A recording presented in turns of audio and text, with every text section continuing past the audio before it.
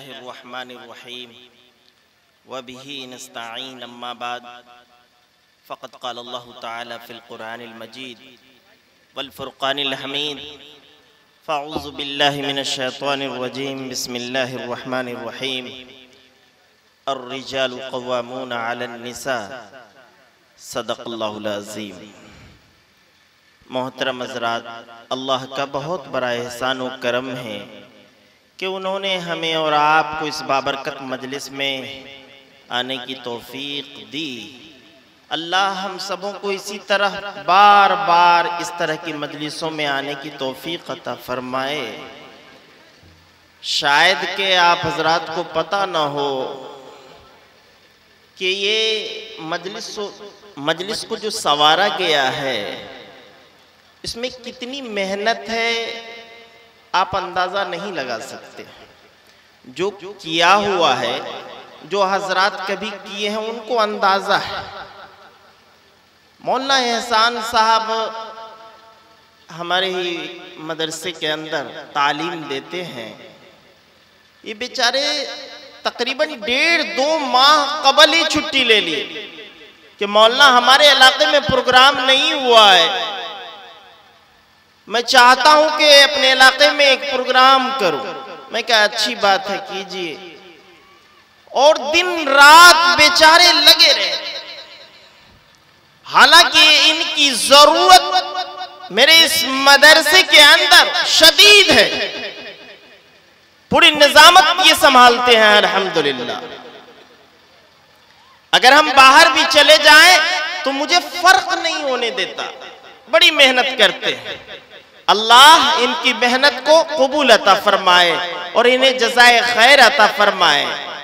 और जिन भाइयों का इस जलसे के अंदर मेहनत लगा हुआ है, अल्लाह उनके साथ भी खैर का मामला अता फरमाए। मेरे मोहतरम बुजुर्ग दोस्तों, हालांकि मैं इस मौजू पर अभी जो मैंने पढ़ा है अर्रिजालु क़व्वामूना अलन निसा, इनके ऊपर बयान करने के मूड में नहीं था, लेकिन खुद मौलाना एहसान साहब ने कहा कि हजरत आपको यही बयान करना है, इसी मौजू पर बयान करनी, इसलिए मजबूर हो गया कि नहीं इसी पर बयान होनी चाहिए। बस आपसे गुजारिश ये है कि आप हजरात इस नियत से नहीं सुने कि कौन अच्छा बयान करता है, कौन लचकदार करता है, कौन आराम से करता है, इसकी तरफ ध्यान ना दें, बल्कि ये देखें कि अल्लाह और उसकी रसूल की बातें जो हो रही है, क्या हम यहां से सुनने के बाद उस पर हम अमल करेंगे या नहीं करेंगे। अमल की नीयत से सुनिए, वरना बेजा और बेकार हो जाएगा ये मेहनत। पहले देखा था कि बाजार में सनम बिकते हैं, पहले देखा था कि बाजार में सनम बिकते हैं, आज क्यों शर्म नहीं आती कि हम बिकते हैं। तेरी अजमत की कसम, तेरी अजमत की कसम, मर्द की कीमत है कम, मर्द बिक सकता नहीं, बिकते हैं मिट्टी के सनम।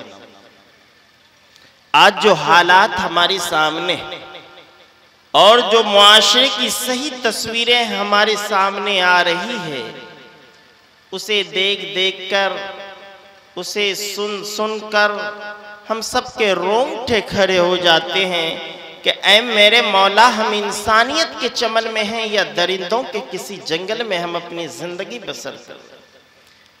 हमारे लिए एक एक लम्हा, एक एक घंटा इंसानियत और शराफत के साथ जिंदगी गुजारना मुश्किल हो गया। आज इंसान इंसान से डर रहा है, इंसानियत के नाम से खौफ मालूम हो रहा है, और समझ में कुछ नहीं आता कि इंसान की शक्ल में ये दरिंदे कहां से आ गए कि इन्होंने शैतान को भी शर्मिंदा कर दिया।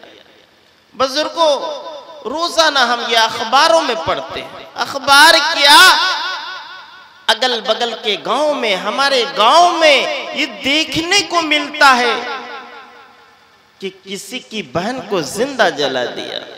फलाने मुकाम पर एक नौजवान ने एक भाई की बहन को जिंदा जला दिया। आखिर हम इन जलती हुई तस्वीरों को देखते हैं इन रिपोर्टों को पढ़ते हैं, क्या हमारे दिलों में ये सवाल नहीं उठता कि बताओ इस नाजुक से जिंदगी ने कौन सा जुर्म किया था जिसकी सजा हमारी और आपकी अदालत ने उसे मौत लिख दिया? अरे कुरान करीम ने तो कहा था अर्रिजालु कव्वामून अलन निसा, कि हमने मर्दों को औरतों पर कव्वाम मुकर्रर किया। मतलब यह है कि मर्द औरतों पर सरदार है, और अल्लाह ने इस आयत के जरिए मर्दों को उसकी हैसियत, उसकी शख्सियत, उसकी औकात को वाज़े फरमाया तुम्हारी हैसियत क्या है? तुम्हारी हैसियत कव्वाम की है, यानी सरदार की है।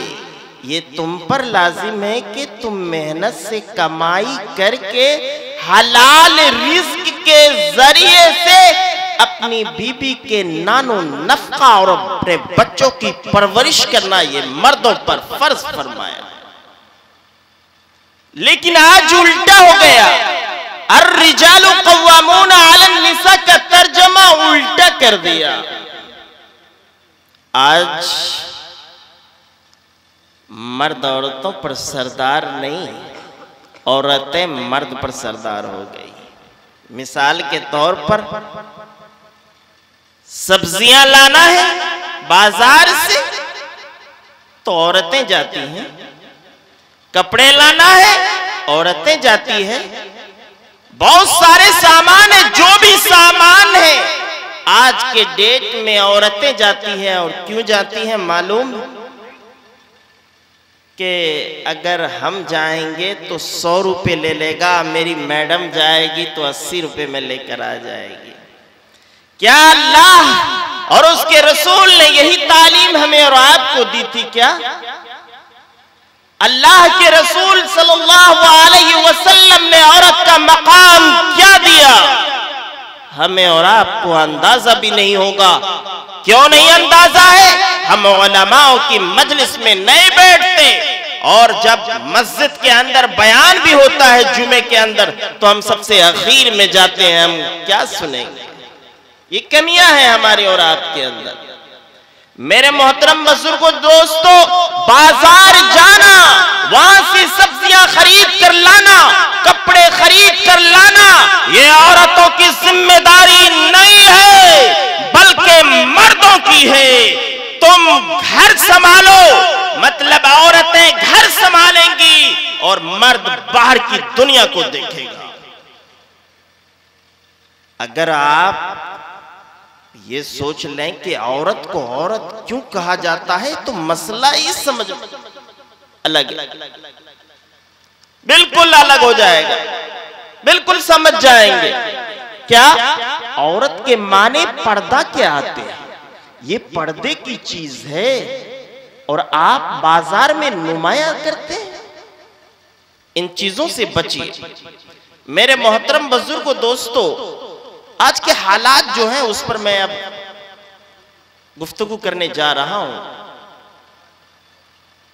गांव घर में जो देहात के अंदर, चाहे हमारा गांव हो आपका हो, देहातों में ही आता है, वहां पर कोई फकीर जब आता है आज के डेट में तो 2, 4, 5 रुपए दे देंगे तो वो खुशी खुशी चला जाता है। लेकिन उसके बिल मुकाबिल अगर आप मद्रास चले जाएं, कलकत्ता चले जाएं और बेंगलोर के एमजी रोड में चले जाएं, वहां का जो फकीर होता है सूट बूट टाई लगा कर आता है और वो अंग्रेजी में मांगता है। अगर आपने भूले से 5 रुपए आपने दे दिया तो खुद आपकी तरफ उछाल कर फेंकेगा और कहेगा अपने जमाने का तुम खुद फकीर तो नहीं हो। चलिए मान लिए ये देहातों और शहरों का फकीर तो डायरेक्ट मांगता है, अल्लाह का करम। देहात और शहर का फकीर तो डायरेक्ट मांगता है, लेकिन कुछ नौजवान हमारे मुआशरे के अंदर हैं, ये डायरेक्ट नहीं मांगते, ये इंटरनेशनल फकीर हो गए। इंटरनेशनल फकीर जहेज के नाम पर एक दलाल ले रखा है कि अगर तूने वहां रिश्ता करवा दिया, अगर इतना जहेज दिया तो इतना कमीशन दूंगा, और अगर तूने इतना दिला दिया तो इतना कमीशन दूंगा। मैं कहता हूं, अरे जहेज के कमीशन खाने वाले और भीख मांगकर जिंदगी गुजारने वाले, लानत है ऐसी जिंदगी पर। किसी की मासूम बेटी को लाकर खाने से तो बेहतर यह है कि तुम मस्जिद के दरवाजे पर बैठ जाओ, तुम्हें सुबह शाम भीख मिल जाएगी। मगर खुदा के वास्ते किसी के ऊपर जुल्म मत करो, किसी को ये कहने पर मजबूर मत करो कि हमारे घर में जो ये बेटी है ये बेटी नहीं बल्कि जहन्नम का अजाब मुसल्लत कर दिया। कांपते होठों की फरियाद भी बिक जाती है, कांपते होठों की फरियाद भी बिक जाती है, चादरे पैकरे अज़दाद भी बिक जाती है। तुम तो दौलत के पुजारी हो, तुम्हें क्या मालूम, तुम तो दौलत के पुजारी हो, तुम्हें क्या मालूम, जब फाके पड़ते हैं तो औलाद भी बिक जाती है। मेरे मोहतरम बुजुर्गों दोस्तों, हुजूर सल्लल्लाहु अलैहि वसल्लम ने निकाह को बहुत आसान बनाया, बहुत आसान बनाया, सबसे आसान निकाह को बनाया और सबसे मुश्किल काम ज़िना को बनाया। फरमाया ज़िना हराम है और निकाह मेरी सुन्नत है। जो इंसान निकाह करना चाहे मिनटों में कर सकता है, और जो इंसान ज़िना करना चाहे तो इस्लाम ने उसकी ऐसी दर्दनाक सजाएं मुकर्रर की हैं कि अगर एक ज़ानी को सरेआम सजा दे दी जाए, ये सजा देखकर दुनिया कांप उठेगी। दूसरे हैवान, दूसरे नौजवान को कभी ज़िना करने का तसव्वुर तक नहीं होगा। लेकिन आज हमारा मुआशरा उल्टा हो गया, निकाह मुश्किल, ज़िना आसान हो गया। और कोई नौजवान इन रस्मों को तोड़ भी दे जहेज के बारे में कि अम्मी जान, अब्बू जान, मुझे जहेज नहीं लेनी है, सुन्नत रसूलुल्लाह पर चलना है। अल्लाह रहम करे हमारी घर की औरतों पर। हर औरतों को मैं नहीं कहता, लेकिन बाज़ औरतें ऐसी होती है वो कहती है जो मैं चाहूंगी वो होगा, मतलब जो रसूलुल्लाह ने चाहा वो हमारे घर में नहीं होगा। और वो ऐसा हिमालय पहाड़ बन जाती है, कहा जाता है कि ज़लज़ला आए या हिल जाए, लेकिन वो अपनी जगह से नहीं टलेगी। जो बोलेगी जो मैं चाहूंगी वो होगा, जो रसूलुल्लाह ने चाहा हमारे घर में नहीं होगा। यानी रसूलुल्लाह के तरीके को अपनाने में बड़ी मुशक्कत और तकलीफ होती है, और कहने पर ये मजबूर हो जाती है कि मौलाना साहब हम अपनी बेटी की जब शादी किए थे तो इतना जहेज दिए थे, बेटा की शादी कर रहे हैं तो इतना भी तो लेंगे। मेरे मोहतरम बुजुर्ग दोस्तों, रसूलुल्लाह ने यही तालीम दी थी क्या? अरे निकाह इतना आसान है, आप इस तरह से समझिए। एक मिसाल देने जा रहा हूं, गौर से सुनिएगा। सहाबी किसे कहते हैं पहले ये समझ लीजिए, तब समझना आसान होगा। हम लोग फज़ाइल आमाल में सुनते हैं कि एक सहाबी ने ये फरमाया, लेकिन समझ नहीं पाते सहाबी क्या। सहाबी कहते हैं कि जिसने ईमान की हालत में लाडले हबीब जनाब मोहम्मद रसूलुल्लाह सल्लल्लाहु अलैहि वसल्लम को देखा हो और ईमान ही की हालत में उसकी वफात हुई हो तो उनको सहाबी कहते हैं। दो सहाबी हैं, जैसे हम लोग सुबह में टहलते हैं ना, वैसे दो सहाबी हैं, रास्ते में टहल रहे हैं। एक दोस्त ने दूसरे दोस्त से कहा, मतलब एक सहाबी ने दूसरे सहाबी से कहा कि इस घर के अंदर एक लड़की है। कहा कहना क्या चाहते हो? कहा कि बड़ी नेक है, तहज्जुद गुजार है, बड़े नमाजी है, बाअखलाक बाकिरदार है। कहा कहना क्या चाहते हो? कहा मैं उससे निकाह करना चाहता है। निकाह करना चाहते हो? वाकई करोगे? कहाँ करूंगा। अब देखिए, लड़की का घर यहाँ है और सामने रोड है।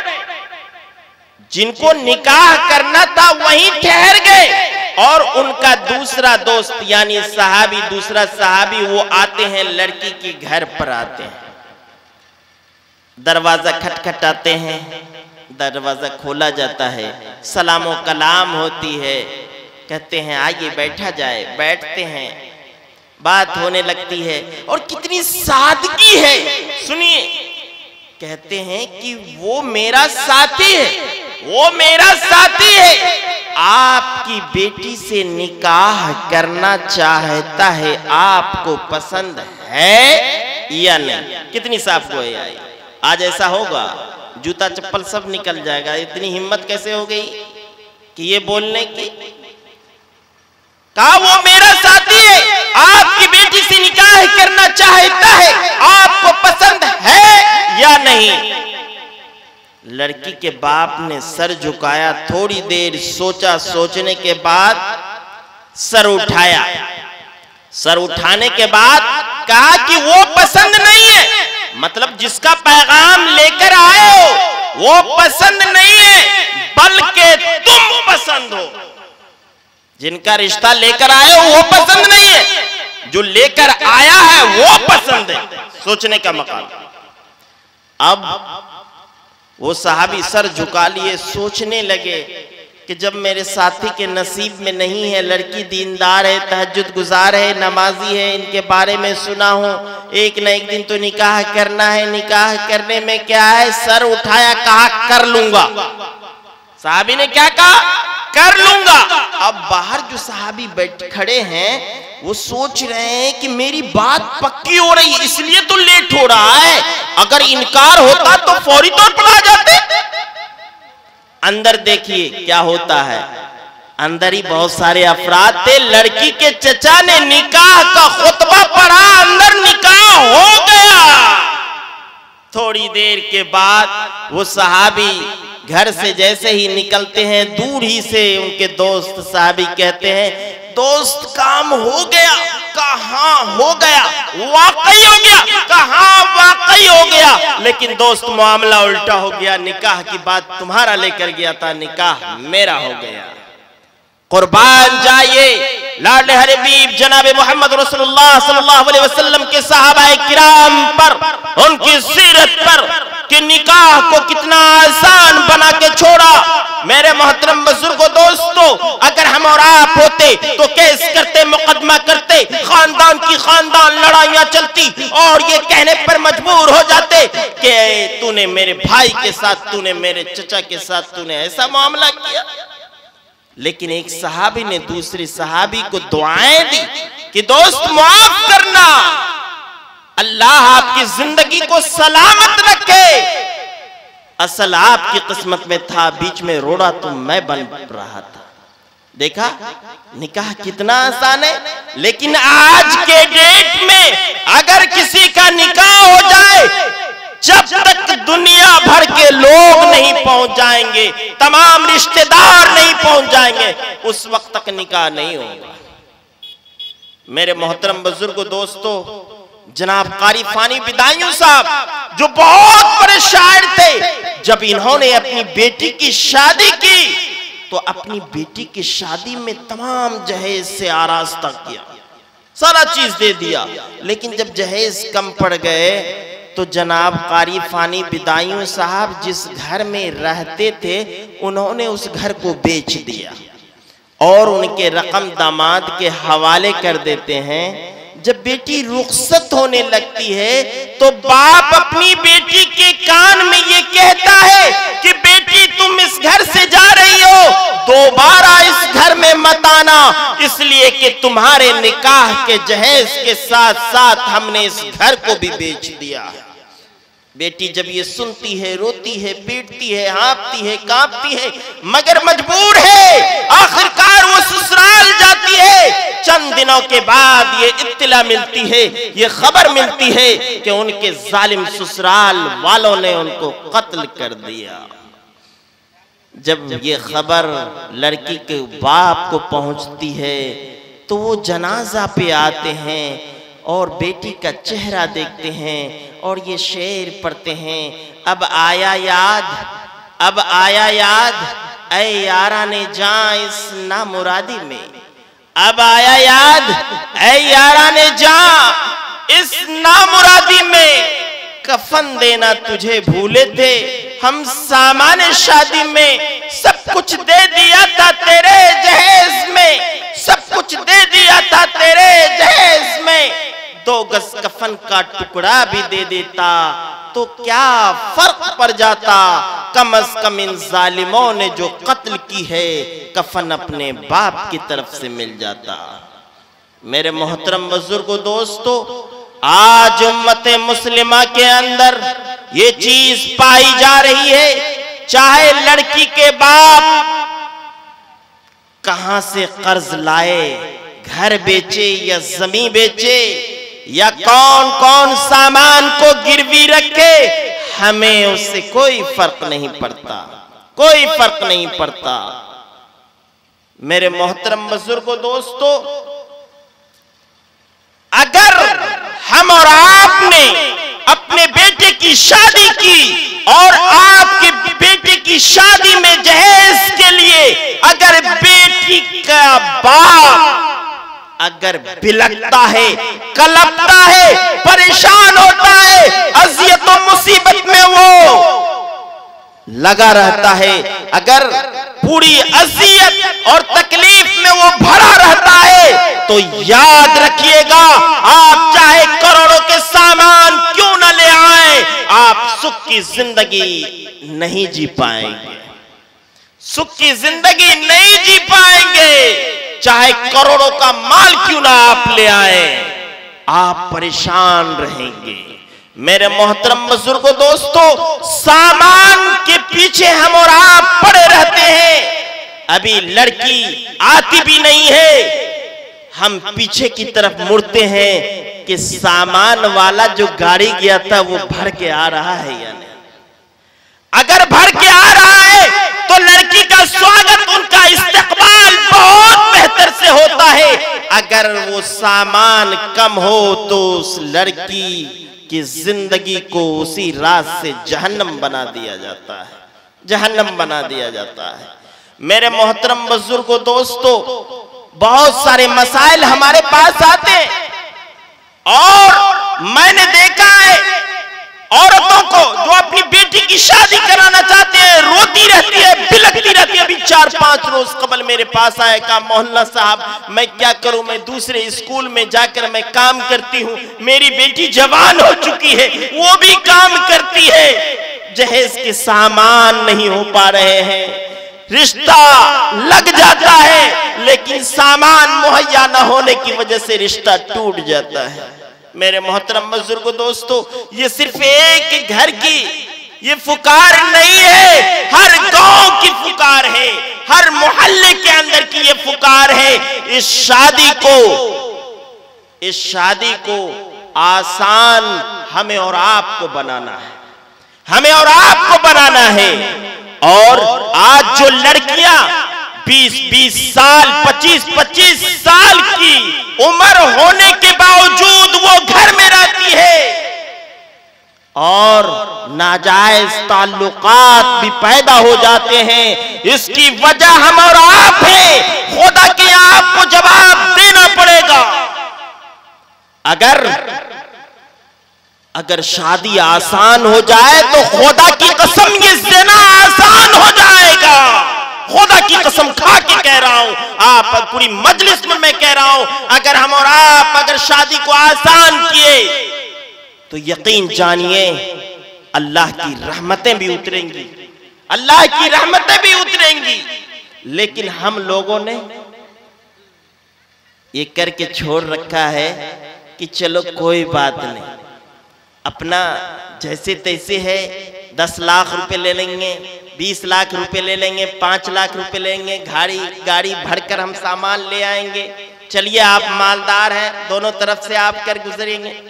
लेकिन बगल में जो गरीब लड़की जो जिंदगी बसर कर रही है, 25 साल की है, हो चुकी है, क्या आपका दिल नहीं रोता कि उस मासूम को भी जिंदगी जीने का हक है, जवाज तरीके से जीने का हक है। अगर आज लड़कियां घर से भाग रही हैं तो इसके जिम्मेदार हम और आप सभी लोग हैं। अगर शादी को आसान अगर करते तो ये नौबत नहीं आती। मेरे मोहतरम बुजुर्गों दोस्तों, नहीं आती। मैं आपको एक मिसाल के तौर पर मैं समझाने जा रहा हूं। अभी जितना टाइम दिया अभी मेरे लिए बाकी है। अभी मेरे मोहतरम बुजुर्ग दोस्तों, इस्लाम कितने तरीके से फैला? इस्लाम 2 तरीके से फैला। गौर से सुनिएगा, इधर उधर झांकेंगे तो फिर नहीं समझ पाएंगे। इस्लाम 2 तरीके से फैला, एक हिजरत से, एक नुसरत से। कैसे पता चलेगा कि कैसे हिजरत से फैला, कैसे नुसरत से फैला? और आपको इस मिसाल से निकाह की तरफ मैं ले जाऊंगा इंशाअल्लाह। हिजरत कहते हैं कि इस्लाम की तबलीग के लिए, दीन की मेहनत के लिए, दीन की इशाअत के लिए, दीन के फलने फूलने के लिए सहाबाए किराम ने जब मक्का को छोड़ा था, अल्लाह के हुक्म पर, रसूल के एक इरशाद पर, ए अल्लाह के प्यारे नबी मक्का को छोड़ दीजिए। अल्लाह के प्यारे नबी सल्लल्लाहु अलैहि वसल्लम ने सहाबाए किराम से कहा कि अल्लाह का हुक्म आ गया है, मक्का को छोड़ दो। सहाबाए किराम ने मक्का को छोड़ दिया। उन्होंने अपने घरों को छोड़ दिया जहां अपनी जिंदगी बसर की थी, अपने खलिहान को छोड़ दिया, अपने बागात को छोड़ दिया, अपने रिश्तेदारों को छोड़ दिया, हर एक को छोड़कर मक्का से मदीने की तरफ कूच कर गए। जा रहे हैं। मदीने वालों के जब मोहल्ले में जब पहुंचते हैं, उस शहर के अंदर जब पहुंचते हैं, अल्लाह के प्यारे नबी सल्लल्लाहु अलैहि वसल्लम ने फरमाया, है मदीने वालों, दीन की मेहनत के लिए, दीन की इशाअत और फलने फूलने के लिए हमारे सहाबाए किराम ने मक्का को छोड़ दिया है। ये मेहमान बनकर आए हैं, तुम मेजबान बन जाओ। इन्होंने हिजरत की है, तुम नुसरत कर लो। मदीने वालों ने कहा, ए अल्लाह के प्यारे नबी सल्लल्लाहु अलैहि वसल्लम, मक्का का एक एक भाई हमारा भाई है। मक्के वालों से कहा कि ये घर तुम्हारे हैं, ये खलिहान तुम्हारे हैं, ये बागात तुम्हारे हैं, ये रकम तुम्हारे हैं।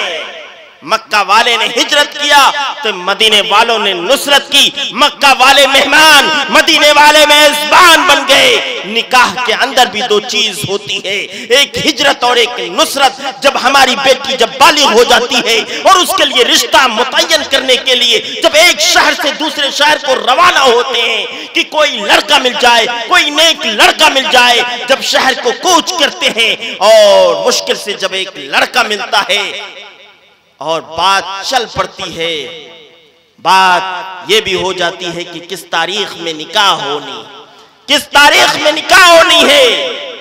मेरे मोहतरम बुजुर्गों दोस्तों, जब निकाह होने का वक्त हो जाता है और जब लड़की भी कबूल कर लेती है और लड़की जब ससुराल वालों की तरफ वो जाने लगती है, यानी बारात में बैठकर अपने शौहर के साथ जब वो जाने लगती है, तो ये बेटी भी मदीने वाले की तरह, ये मक्का वाले की तरह ये हिजरत कर रही है।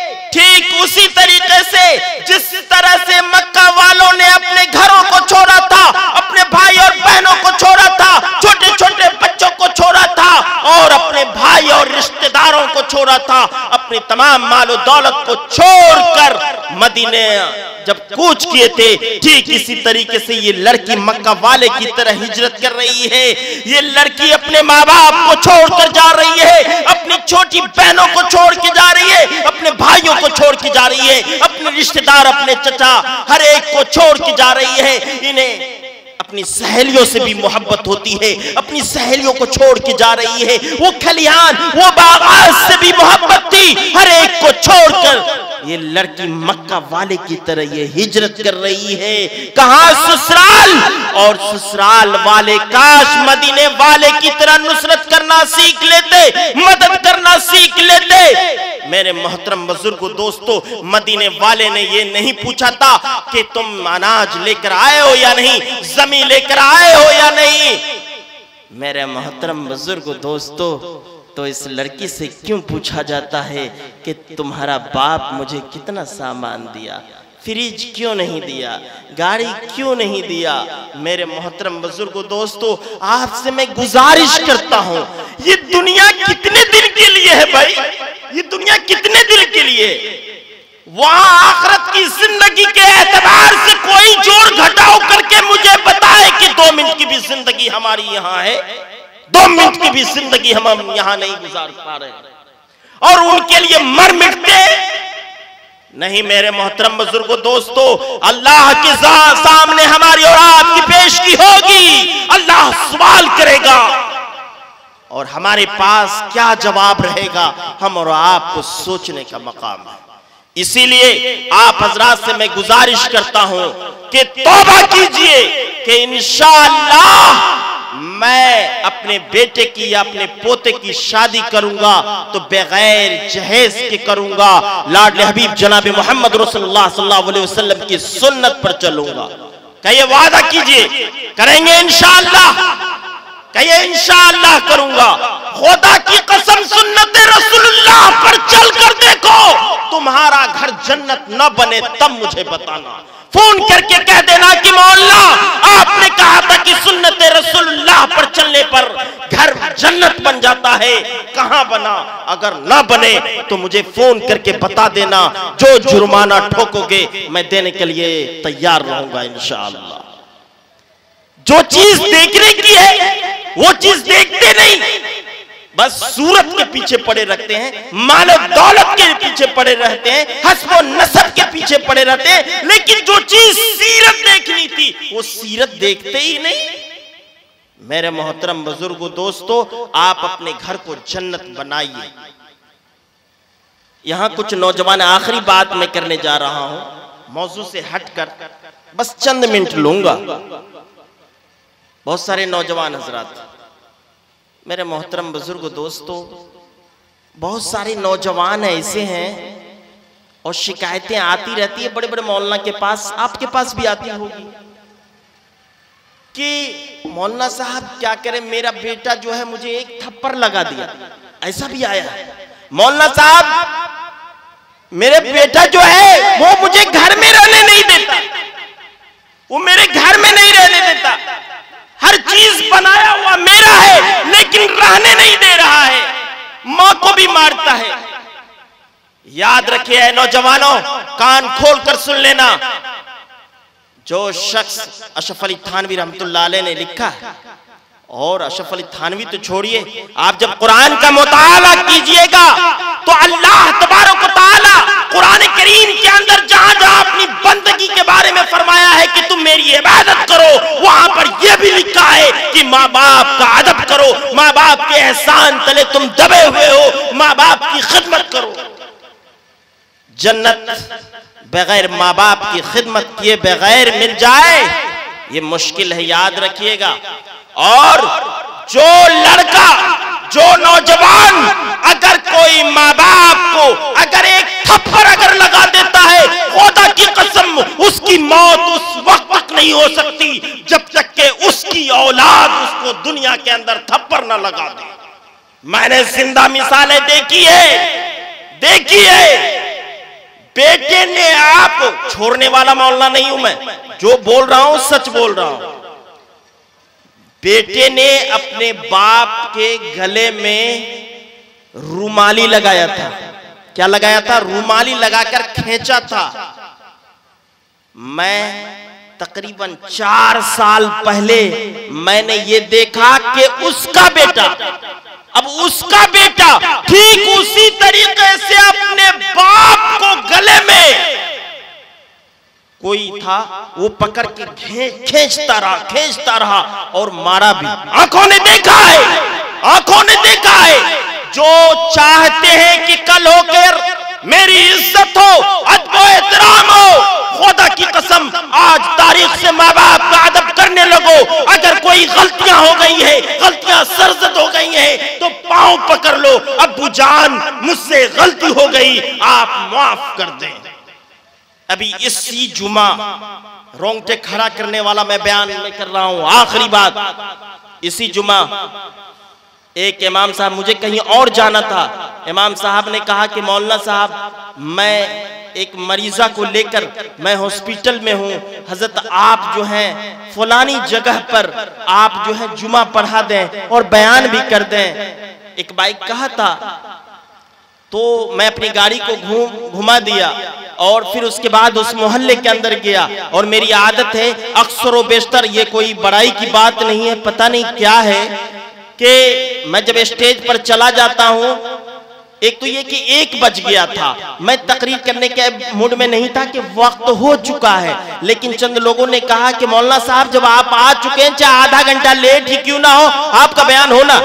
मैं कहा ठीक है। मैं उठा, औज़ बिल्लाह पढ़ा, बिस्मिल्लाह पढ़ा। इस वक्त तक मुझे पता नहीं था कि मुझे किस मौजू पर गुफ्तगू करनी है। एक बैग मेरी जुबान पर वबिल वालिदैन इहसाना आ जाता है और मैं उसी पर मैं बयान तकरीबन 20 से 25 मिनट में करने लगता हूँ।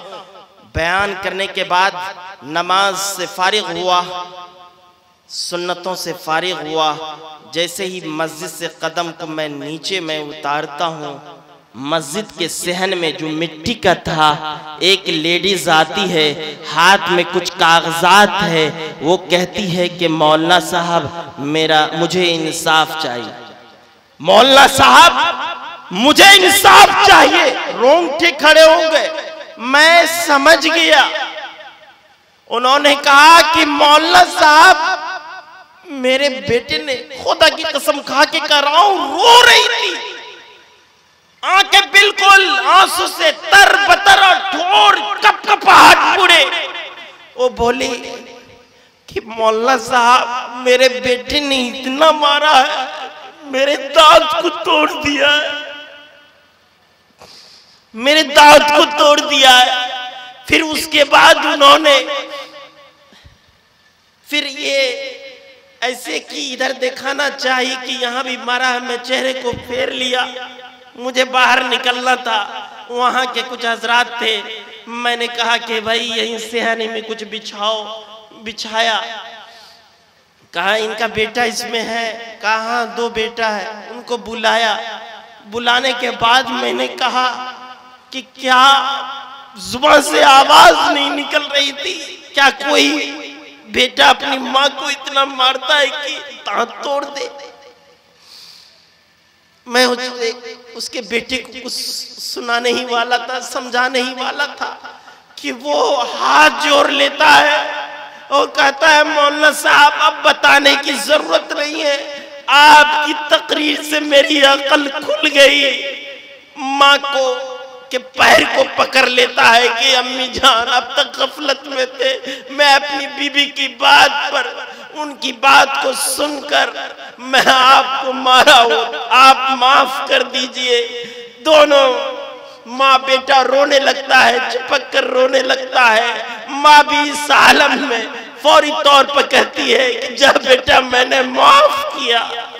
और उस बेटे ने कहा अम्मी जान आज तारीख से इंशाअल्लाह ये शिकायत नहीं मिलेगी। उन्होंने कहा मौलाना साहब अगर आज तारीख से कोई शिकायत मिल जाए, आप जो मुझ पर जुर्माना क्या कत्ल भी कर देंगे तो कुछ नहीं कहूंगा। हाथ में देखा था कि उस पर लिखा हुआ था कि मेरे बेटे ने अपनी बीवी की बात पर मुझे मारा है और दांत तोड़ दिया है और गर्दन पर भी निशान है। मुझे मतलब थाना के लिए लिखा हुआ था। उसी वक्त जो है मैं फाड़ दिया। कहा आप जाइए। मेरे मोहतरम बुजुर्गों दोस्तों, अगर आप सरबुलंदी चाहते हो कि हम ऊंचा मकाम पर जाएं, खुदा की कसम माँ बाप की खिदमत करो। अल्लाह क्या क्या नवाजेगा आपको अंदाजा नहीं है। क्या माँ बाप की खिदमत करेंगे? कहिए इंशाअल्लाह।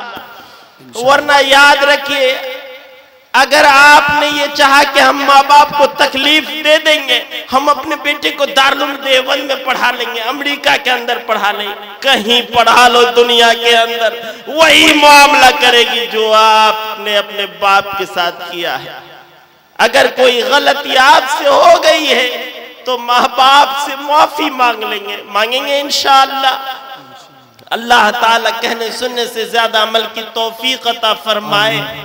और मौलाना एहसान साहब और उनकी टीम को अल्लाह जज़ाए खैर अता फरमाए, अल्लाह उनकी मेहनत को कबूल अता फरमाए। व आखिरु दावाना अल्हम्दुलिल्लाहि रब्बिल आलमीन।